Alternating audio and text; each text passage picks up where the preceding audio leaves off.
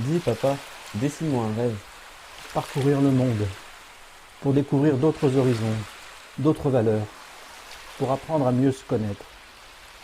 Nous l'avons fait, mon fils de 14 ans et moi, à moto, entre hier et le Cap Nord pendant 4 semaines. Nous partons sur une BMW R100 GS trentenaire, dont le compteur atteint bientôt 200 000 km. Moto avec laquelle j'ai déjà parcouru les routes et les pistes du Maroc, et celles des pays de l'Est jusqu'en Pologne. J'aime rouler avec cette moto. Sa robustesse et sa simplicité d'entretien font d'elle une alliée de taille pour des raids au long cours. Équipée d'une selle personnalisée de qualité, le confort est équivalent à celui des motos de dernière génération. Avant le départ, notre R100 GS demande une attention particulière. Elle est révisée et contrôlée avec la précision d'un horloger par Fabrice de BMW d'atelier à Gonfaron, qui est le mécanicien qui parlait à l'oreille des chevaux, mais des chevaux vapeur. Nous pourrons ainsi rouler tranquille et confiant. Mon leitmotiv de vie, c'est de découvrir le monde et si possible à moto. Le Cap Nord, c'est toujours, disons, un pôle attractif pour les motards. C'est un peu le fait de dire j'ai atteint une destination, j'ai atteint un point culminant de ma vie, presque on peut dire, et je reviens vers mes sources. Pour Noah, la moto, c'est un peu comme s'il était tombé dedans étant petit. Avec un papa et une maman motard, difficile de ne pas en tomber amoureux. Je baigne un peu dedans depuis petit, j'ai fait quelques week-ends en allant aux gorges du Verdon, d'autres belles balades et là je continue un peu, j'ai l'habitude maintenant on va dire. Et le jeune garçon va pouvoir compter sur l'expérience de son père pour les guider. La Corse, le Maroc, l'Espagne, l'Europe de l'Est. Patrick n'en est pas à son premier voyage. Mais pour lui, celui-ci est différent. Une expérience unique qu'il va pouvoir partager avec son fils. Objectif, vivre le plus possible en accord avec la nature, le tout filmé au jour le jour pour pouvoir faire partager leur expérience. Mais c'est surtout pour le jeune collégien que l'aventure sera extraordinaire. Un premier vrai grand voyage et pas n'importe lequel. Un moyen de découvrir le monde, mais aussi de se découvrir soi-même. Là, je vais vivre pendant un mois une belle aventure avec beaucoup de belles routes comme il a dit, beaucoup de paysages, des rencontres avec d'autres motards, voir des pays, passer un bon moment avec mon père et c'est génial. Les médias sont venus nous soutenir. C'est stimulant et gratifiant pour nous deux. Je deviens le héros d'une histoire que je vais écrire avec mon père. Pour vivre le voyage avec eux, rendez-vous sur leur page Facebook 45e Parallèle Nord. Après une remontée sud-nord de la France, de l'Allemagne et du Danemark, nous avons découvert les routes touristiques de Norvège du sud au nord, par la côte occidentale jusqu'au Cap Nord, sans oublier de parcourir les îles Lofoten. Le retour se faisant par la Suède, le Danemark et l'Allemagne. Sur l'autoroute A7, un Mistral violent nous agresse. Inquiets, nous oublions notre sacoche réservoir à une station-service. Cette erreur nous pénalise de 400 km. Ce premier jour, nous roulons 1140 km jusqu'à 23 heures. Passage de la frontière du Danemark. Nous retrouvons à nouveau le soleil et sa chaleur. Les longues portions d'autoroute alternent avec les arrêts-repos où Noé s'allonge pour se détendre. Enfin, nous sommes arrivés à Hirtshals au nord du pays. Nous passons la nuit dans une super île bien confortable. Demain, nous traversons vers la Norvège. Avant d'embarquer, nous discutons avec d'autres motards, voyageurs aventuriers qui ne connaissent pas d'autres valeurs que la découverte de nouveaux horizons, la rencontre avec d'autres personnes, le partage. Nous semblons la GS dans le ferry. Ainsi, nous sommes seuls responsables des conséquences en cas de chute de la moto au cours de la traversée.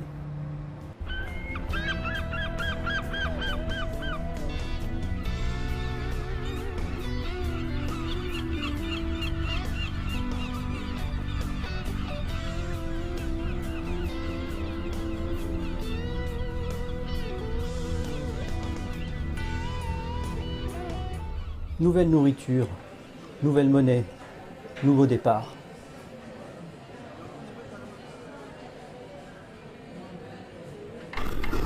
On mange, on ne sait pas ce qu'on mange, mais on mange.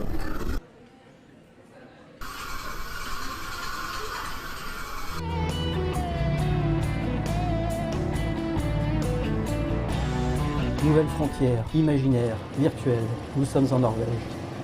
Dès la sortie du ferry, la chaleur nous surprend. Il ne fait pas loin de 30 degrés. Désormais, nous n'avons plus d'impératif horaire en vue d'un nouveau transfert. Nous sommes libres, libres de prendre notre temps, libres de décider. Nous empruntons la première route touristique et désormais débute le ballet des ferries. Le ciel est gris, mais ici, le temps change vite. L'après-midi, la météo exceptionnelle vous permet d'effectuer la randonnée de Norvège, ne pas manquer. Bon bah ça y est, on monte au Preikestolen. 2 heures de grimpe sur de gros cailloux où nous croisons de nombreux randonneurs. S'il avait fait mauvais, bah il serait peut-être pas allé, parce que il y a 2 heures de montée, 2 heures de descente pour être dans le brouillard, c'est pas la peine. Mais là, vu la météo, on est obligé. J'espère qu'il y a un caillou.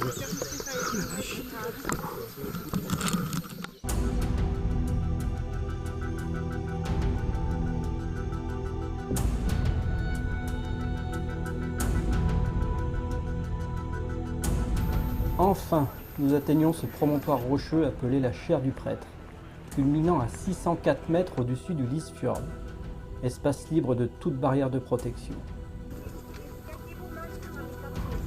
Le paysage est magnifique, l'eau du fjord est d'un bleu profond. Et voilà, ça y est, on y est sur le rocher, on a bien balisé, on a bien fatigué pour monter, mais ça se mérite avec un soleil comme ça.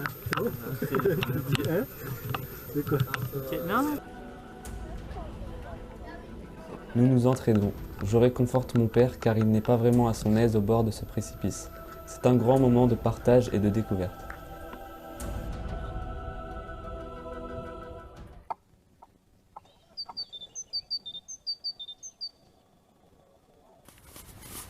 Ça va faire penser à se réveiller.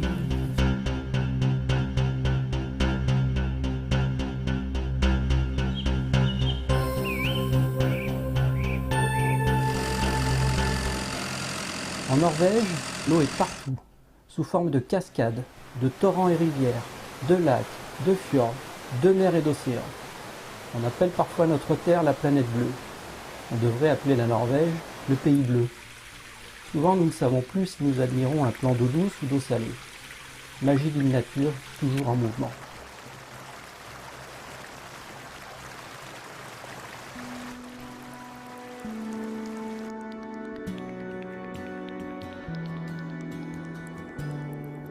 Nous continuons notre découverte des routes touristiques du Sud qui s'enchaînent, toujours sous le soleil. Elles nous offrent des paysages somptueux et des couleurs hallucinantes. Et de l'eau, toujours de l'eau.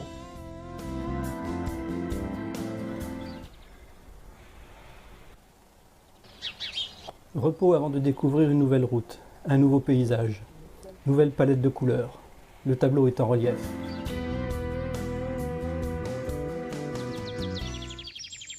Dès notre départ de Gélo, nous continuons à rouler sur des routes d'altitude.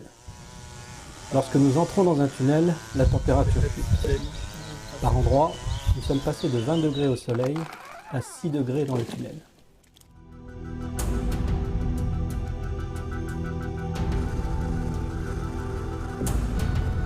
À Orlandsvangen, nous ne prenons pas le tunnel le plus long du monde. 24 km d'obscurité pour rejoindre la Herdal. Nous préférons la lumière et les couleurs de la petite route touristique Orlandgelet qui passe par les montagnes et nous offre une vue magnifique. J'ai beaucoup de mal à suivre une trajectoire correcte dans les virages en épingle en montée. Le point imposant se répartit sur l'arrière de la moto, délestant la roue avant. L'adhérence diminue. Je m'assure que personne n'arrive à contresens pour pouvoir me déporter sur l'ensemble de la route. Heureusement, la route est sèche.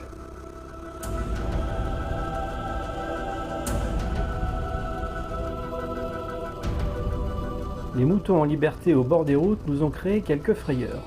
Il a fallu parfois s'arrêter pour raisonner certains d'entre eux qui faisaient la sieste au beau milieu de la route.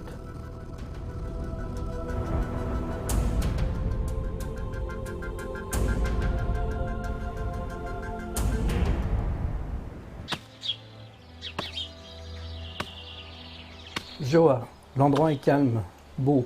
Dans une salle à la décoration chaleureuse, nous prenons notre dîner à la même table qu'un couple de Canadiens et de 3 pêcheurs norvégiens. La discussion tourne autour des plus beaux lieux de pêche au saumon entre le Canada et la Norvège.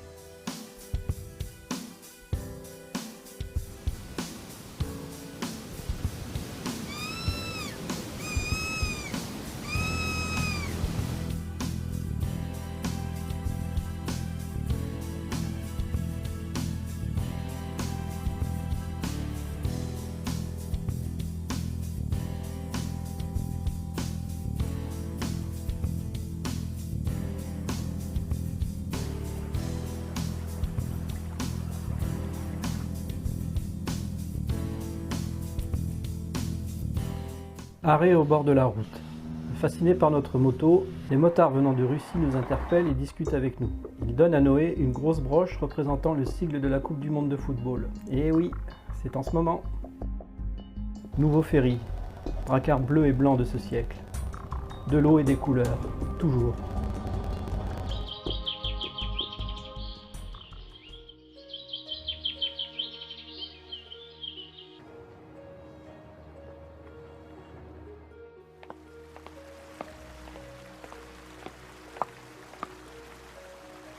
Nous continuons notre ascension sous un soleil inhabituel sur cette route classée.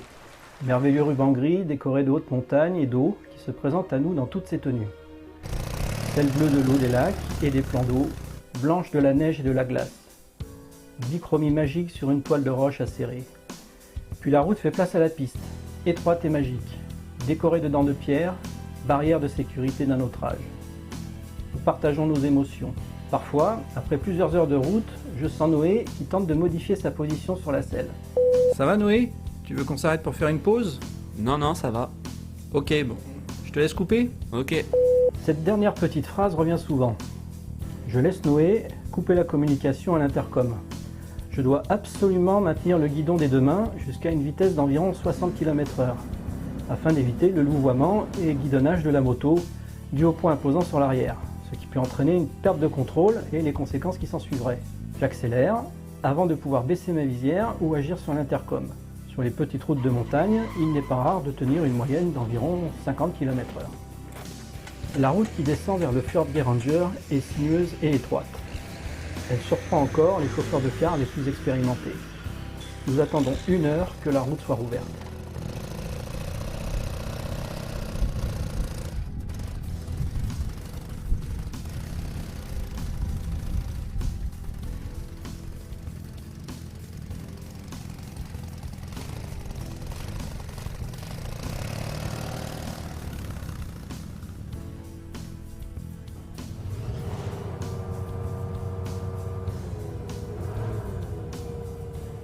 C'est avec un grand plaisir que nous retrouvons nos amis russes à l'embarcadère du prochain ferry.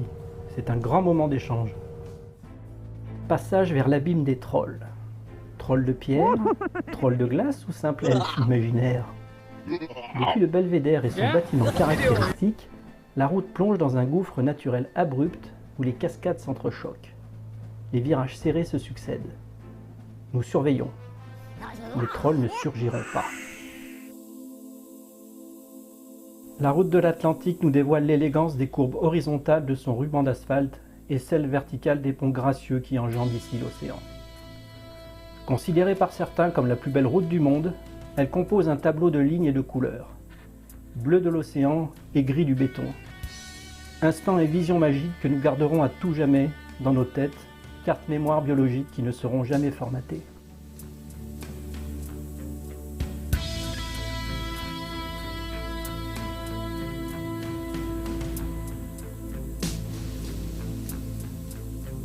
Nous parcourons l'Atlanter-Haswegen dans les deux sens afin de nous imprégner entièrement de chaque image proposée par la nature et par le génie de l'homme, comme le fameux pont tremplin.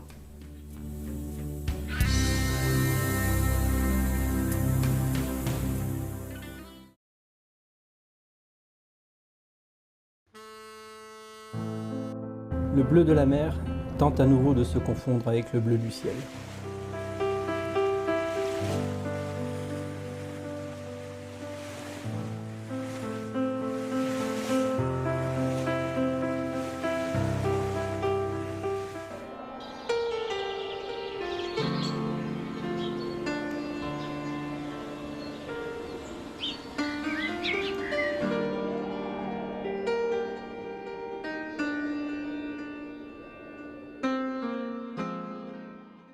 Noé se repose. Le dromadaire doit être soigné. Je contrôle le niveau d'huile. Il n'a toujours pas baissé. Trondheim est une ville d'environ 185 000 habitants. Troisième ville de Norvège. Elle présente un joli port entouré d'habitations coquettes aux façades colorées.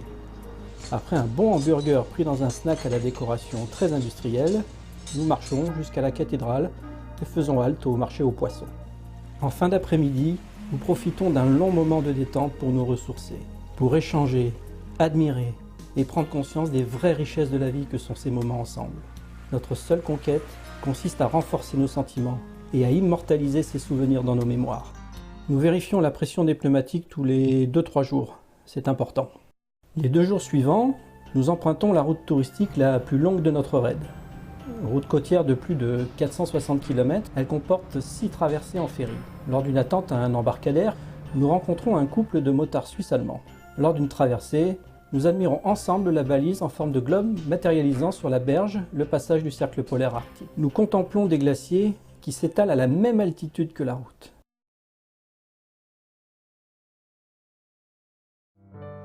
Désormais, le paysage change et devient encore plus sauvage.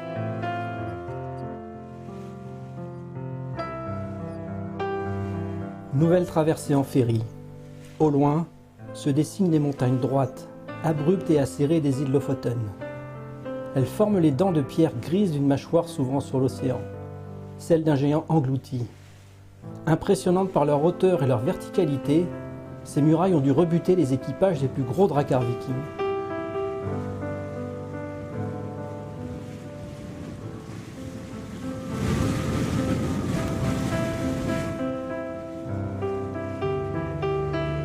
Mon intérêt pour l'histoire, ainsi que ma passion pour la plongée technique sur épave, font que nous devions nous arrêter une journée à Narvik.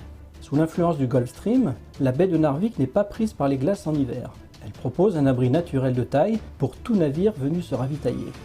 De par sa situation géographique favorable, un site industriel de traitement et de chargement du minerai de fer provenant de la Suède toute proche fut implanté à Narvik. La ville a été le théâtre d'une des plus grandes batailles navales du Second conflit mondial.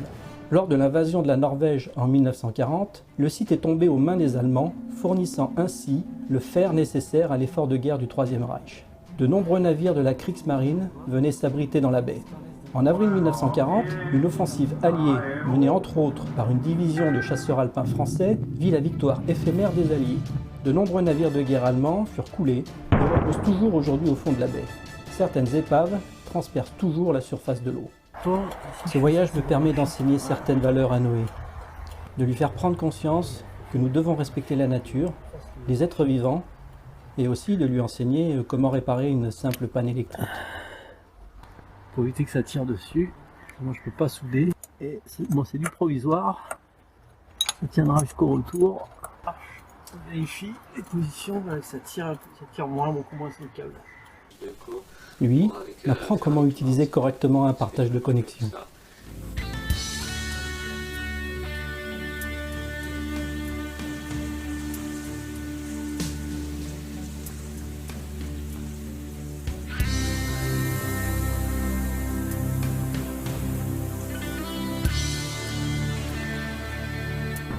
Île de beauté. L'expression est déjà empruntée pour désigner d'autres terres. Alors comment qualifier les îles Lofoten? Recouvertes de leur bonnet gris de nuages, elles nous offrent une multitude de paysages et de couleurs. Le relief abrupt et sauvage, contrasté, mariant les roches dures et noires balayées par les vents de l'océan et les plages de sable fin, joyaux de la nature, font place au petit port de pêcheurs au baraquement rouge, silencieux. Bouleversés uniquement par le cri des oiseaux de mer et par le grincement discret des mâtures, ils offrent un abri naturel aux bateaux embaumés par l'odeur des poissons qui sèchent au soleil.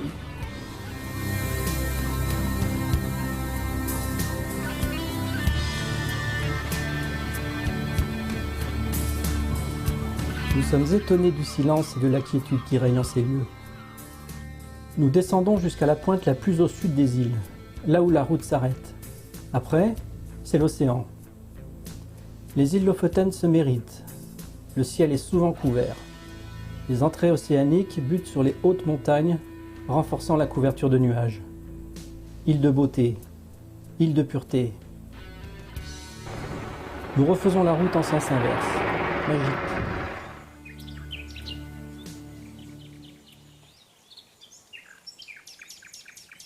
Nous quittons la route principale pour des petites routes étroites et sinueuses afin d'admirer quelques petits ports de pêche isolés.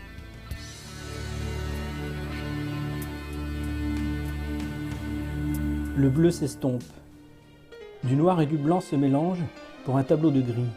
Celui du ciel, celui de la roche et celui du béton de la zone de stationnement aménagée de cette route touristique.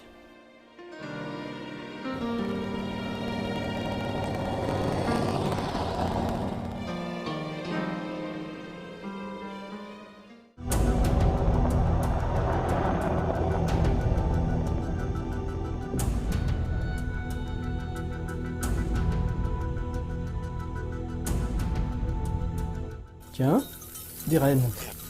Je n'ai jamais rencontré des animaux sauvages aussi nonchalants et confiants envers l'homme.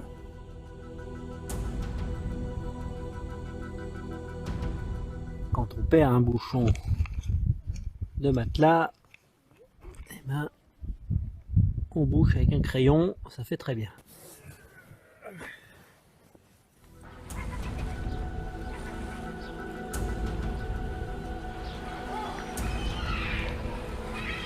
À nouveau, un troupeau de rennes. Reine et roi à la fois de ces contrées arides au climat ennemi de l'homme traversent la route. Symbole du Grand Nord, apprivoisé par les explorateurs, le globe de métal, érigé au bord de falaises abruptes, aimant géant d'un tourisme de masse, matérialise la frontière naturelle entre la terre sauvage et l'immensité de la mer de Barents. Minuit au Cap Nord. Le jour et la nuit n'ont plus de signification à ces latitudes. En été, les ténèbres n'existent plus.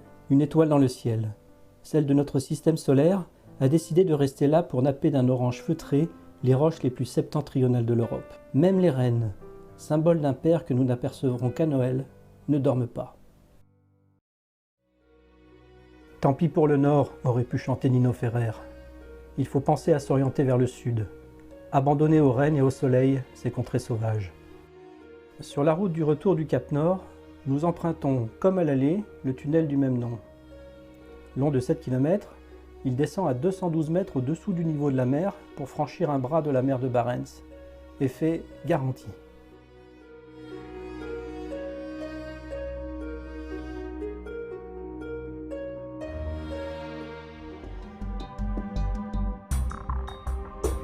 Non, nous ne rentrons pas tout de suite. Profitons encore du nord en découvrant la dernière route touristique prévue à notre itinéraire. Sur les 18 routes touristiques classées par l'État norvégien, nous en avons parcouru 17. Nous avons pu ainsi découvrir la beauté rare des paysages de ce magnifique pays.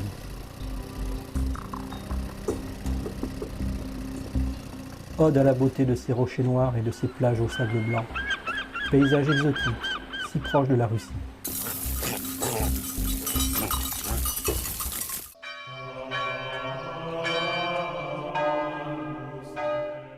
Cette fois, notre compas imaginaire s'oriente vers le sud. Norvège. Allons.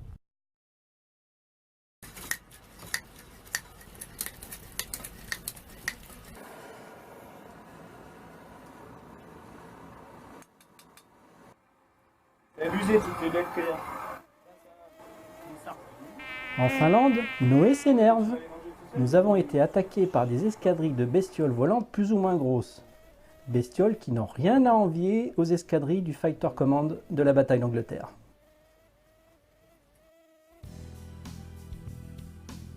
Route de Suède, longues et monotones. Vitrines de pins et de lacs, le choix est vaste.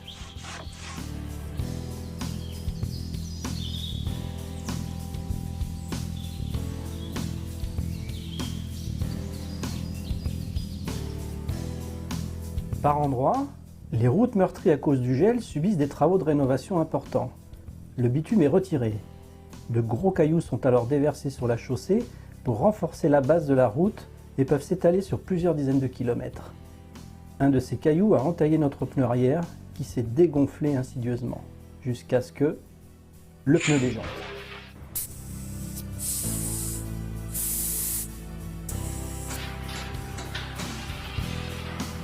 Dernière grande enjambée. Pour rejoindre le Danemark, nous empruntons les grands ponts du détroit du Grand Belt. Nous roulons sur le plus grand pont du monde, long de 16 km, qui rejoint Copenhague.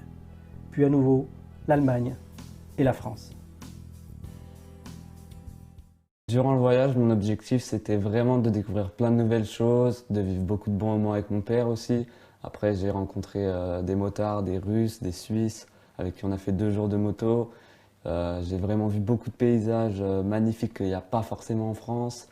J'ai fait vraiment de belles rencontres, de bons moments. Et bon, après, il y a eu certains relâchements, notamment en Finlande, avec des petites bestioles qui m'embêtaient quand je mangeais. C'était long, mais j'ai vraiment beaucoup aimé ce voyage et je suis très content. La motivation essentielle de ce voyage, c'était de faire découvrir de nouveaux horizons à Noé, qu'il rencontre d'autres personnes, qu'il voit de nouvelles façons de vivre. Et plus on a avancé dans ce voyage, plus les jours sont passés et plus je me suis rendu compte que moi aussi j'en apprenais et que j'en ai appris beaucoup sur notre relation père-fils. Et je crois qu'au final, c'est lui qui m'en a le plus appris. Antoine de Saint-Exupéry disait « Fais de ta vie un rêve et de ton rêve une réalité ». J'ai vu comment mon père a fait de son rêve une réalité, de ses rêves une raison de vivre. À mon tour maintenant.